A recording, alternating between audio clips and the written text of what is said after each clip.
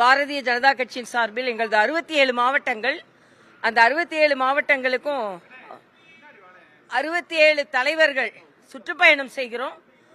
அந்த மாவட்டத்தில் உள்ள எல்லா மாவட்டங்களில் உள்ள நிர்வாகிகள், மண்டல் நிர்வாகிகள், அணி பிரிவு நிர்வாகிகள் எல்லாரையும் பார்த்து அவர்களோடு எங்களது ஆலோசனைகளை பகிர்ந்து கொண்டு கட்சியை மேலும் பலப்படுத்துவதற்கும் அவர்களை உற்சாகப்படுத்துவதற்கும் தமிழகம் முழுவதும் சுற்றுப்பயணம் மேற்கொள்ளப்பட்டு கொண்டிருக்கிறது. வருங்காலத்தில் பாஜக தமிழக அரசியலில் மிக பலமான ஒரு சக்தியாக உருவெடுப்பதற்கு அத்தனை நிகழ்வுகளும் நடந்து கொண்டிருக்கிறது.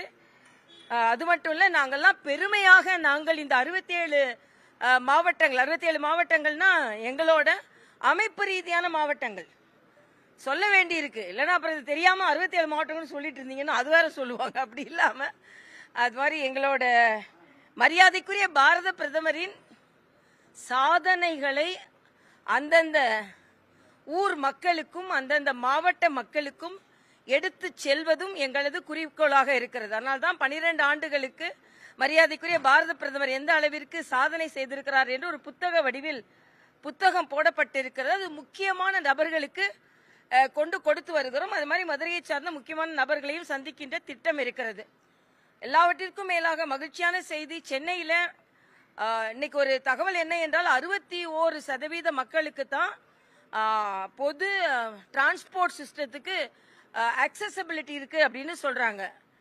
பொது போக்குவரத்திற்கு 61% மக்கள் தான் இணைக்கப்பட்டிருக்கிறார்கள் என்று.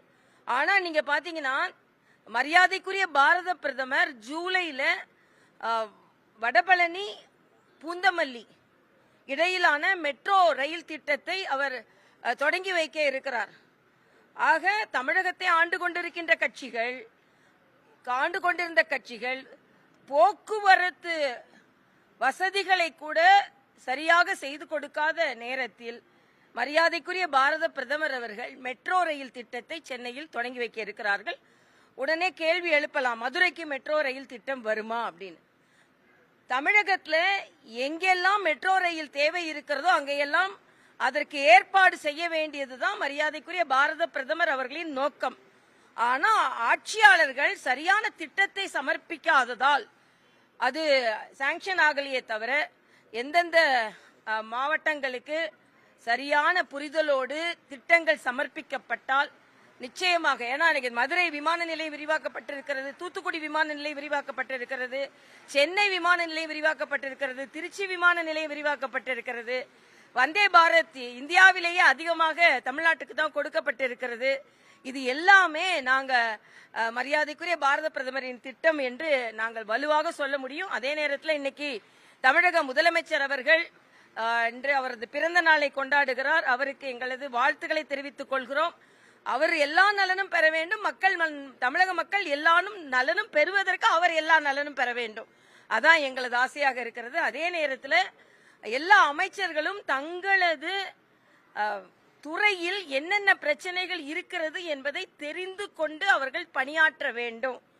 உயர்கல்வித்துறை அமைச்சர் இன்னும் பல பல்கலைக்கழகங்களில் பிரச்சனை இருக்கிறது, பணியிடங்கள் நிரப்பப்படாமல் இருக்கிறது, துணைவேந்தர்கள் நியமிக்கப்பட வேண்டும்.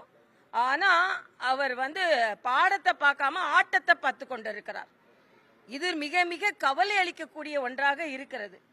இன்னொன்று, கல்வியிலும் சரி எல்லா துறையிலும் சரி மரியாதைக்குரிய முதலமைச்சர் அவர்கள் திரைப்பட துறையில் இருந்து வந்தார் என்பதில் எந்த மாற்று கருத்தும் இல்லை. அவர் ரொம்ப அமைதியாகவே தனது பணியை ஆற்றிக்கொண்டிருக்கிறார். ஆனால் அவரை சுற்றி உள்ளவர்கள், அது அமைச்சர்களாக இருக்கட்டும், சட்டமன்ற உறுப்பினர்களாக இருக்கட்டும், ரீல்ஸ் எடுக்கிறேன், அதை எடுக்கிறேன், இதை எடுக்கிறேன்னு சொல்லி பாட்டு பாடுறேன், ஆட்டம் போடுறேன்னு சொல்லிட்டு ஆட்சியை பார்க்காம ஆட்டம் போட்டு கொண்டு இருக்கிறார்கள்.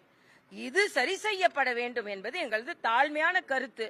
ஏன்னா உயர்கல்வித்துறை அமைச்சர் இன்னும் எவ்வளவோ பாடம் சொல்லி கொடுக்க வேண்டி இருக்கு. ஆடிக்கொண்டிருக்கிறார், பாடிக்கொண்டிருக்கிறார். நான் யாராவது கேட்டா நாங்க செய்யறோன்றாரு. நான் அதே உயர்கல்வி அமைச்சர்கிட்ட கேட்கிறேன், வெளிநாட்டோட மொழிகளை கற்றுக்கொள்ளுங்க, ஜப்பானீஸ் கத்துக்கொள்ளுங்க, ஜெர்மன் கத்துக்கொள்ளுங்க, ஆனா இந்தியாவில் இன்னொரு மொழி கத்துக்கொள்ள கூடாதான். இது என்ன வகையான அறிவுரைன்னு எனக்கு தெரியல. வேற நாட்டு மொழி கத்துக்கோங்க, ஆனா மும்மொழி கொள்கையை நாங்கள் ஆதரிக்க மாட்டோம். அதனால இன்னைக்கு நீங்க பாத்தீங்கன்னா PM ஸ்ரீ திட்டத்தை கேரளா போன்ற மாநிலங்கள் கூட பின்பற்ற ஆரம்பித்து விட்டார்கள். இதுல அரசியலை ஒதுக்கி தள்ளிவிட்டு எல்லாவற்றிலும் இன்னைக்கு மோடி அவர்களை பார்த்தீர்கள் என்றால் 7500 கோடி ரூபாய் பக்கிங்ஹாம் கால்வாய் கூவம் ஆற்றை சுத்தப்படுத்துவதற்கு 7500 கோடி ரூபாய் மத்திய அரசு போன வாரம் ஒதுக்கி இருக்கு. கூவத்தை சுத்தப்படுத்துறேன்னு சொல்லிட்டு ஒதுக்குறேன்னு அவங்களுக்கு தான் பணத்தை ஒதுக்கிக்கிட்டாங்க. கூவமா தான் இருந்தது. ஆனா பக்கிங்ஹாம் கால்வாய் நான் மயிலாப்பூர்ல போட்டி போடும் பொழுது பக்கிங்ஹாம் கால்வாய் நிறைகிறதுனால தான் அங்க வெள்ளம் வருகிறது, மக்கள் மூழ்குகிறார்கள். அந்த பக்கிங்ஹாம் கால்வாயை சரி செய்வதற்கு மோடி அவர்கள் 7000 கோடி ரூபாய் ஒதுக்கி இருக்கிறார்கள்.